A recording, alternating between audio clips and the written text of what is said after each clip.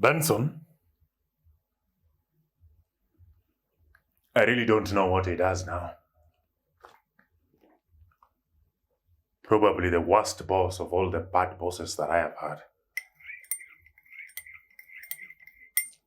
I understand that he went into politics, then had a nasty feud with his political enemies. At some point, having his life threatened. What? Oh, you mean what the fellow did to me?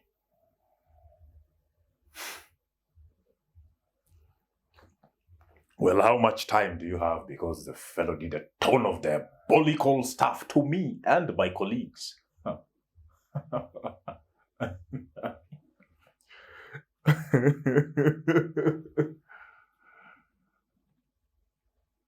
There's a time he came into the office workspace and asked if any of us had a car. By then I didn't. He said that he needed to dash to the CBD, but his BMW was in the garage. A young woman who was my colleague quickly offered hers. Probably she wanted to get into his good books, who knows? There's the KBN near the gate. She said to him. Benson grabbed the keys from her with a quick, "Thank you," turned and left the office.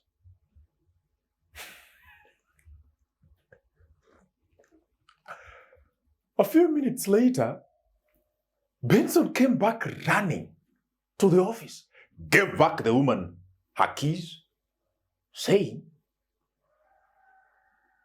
"Sukeniambia unaendesha vits. Mtu kama mimi siwezi onekana kwa vits." Get that? A real punk, right?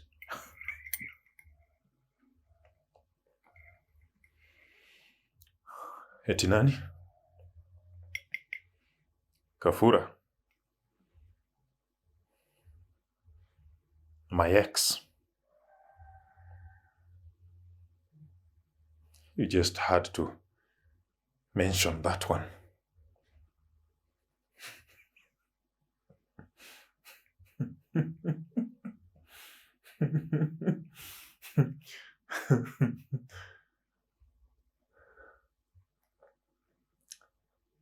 Well, that's another one from the past. That Mother Nature, thankfully so fit to ensure that our paths never cross again.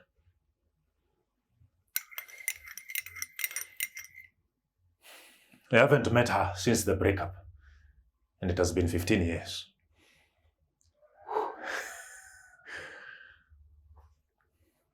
One of the waiters at our restaurant said that a Kafura came looking for me. Well, that was 3 years ago. Other than that, I have not heard of her or from her. Well, maybe that was just another Kafura at the restaurant. Who cares?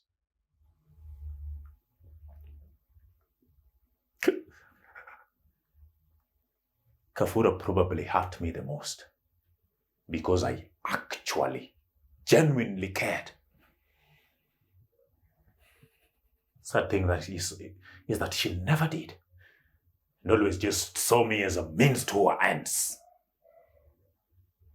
Jaxx, we need to save and go to Mombasa again. Mind you, she never contributed to any of the things that she demanded. Jaxx, we need new seats in the house. Jaxx, we need to go to Zanzibar. Jaxx, we need to. Always Jaxx this, Jaxx that. She would sit in bed all day, eating junk, scrolling her phone endlessly, barking orders and always trash-talking others. The writing was on the wall from the beginning. And I guess I too was to blame for ignoring the glaring red flags. From how she treated waitresses badly, to always being negative, to zero conversations outside material stuffs, to no interest in me or my staff. You know, The whole shebang.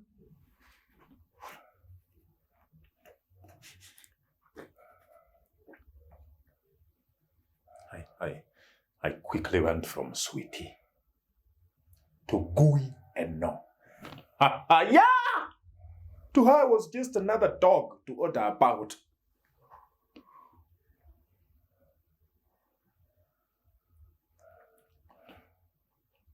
What? Say that again.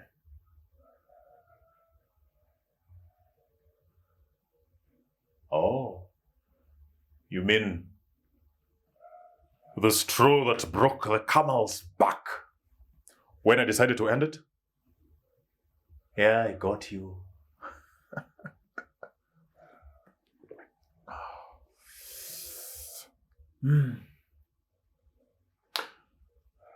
You know, funny thing is that my wife and I recall this story each time we are doing books for our restaurant. We put the kids down for the night.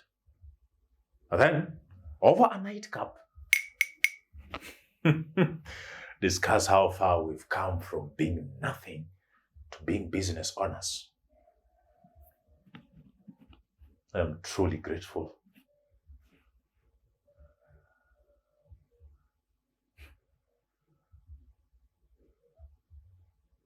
Kafura aliniacha juu nilipoteza kazi.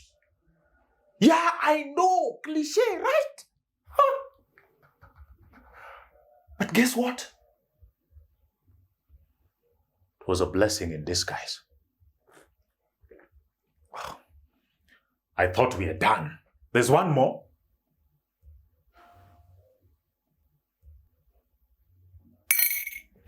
Oh, him.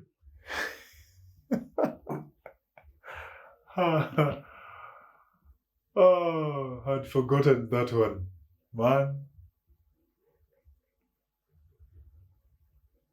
It has been, what, 20 years? Michael Kimbisu. I forgot his lousy name years ago, but how could I forget his cheap tricks?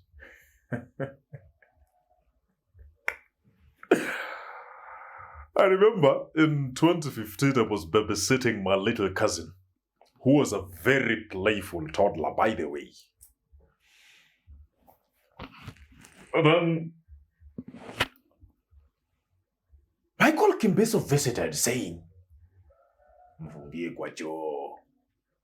my sister and I laughed. Then actually realized that he was being serious. What I called us, dude.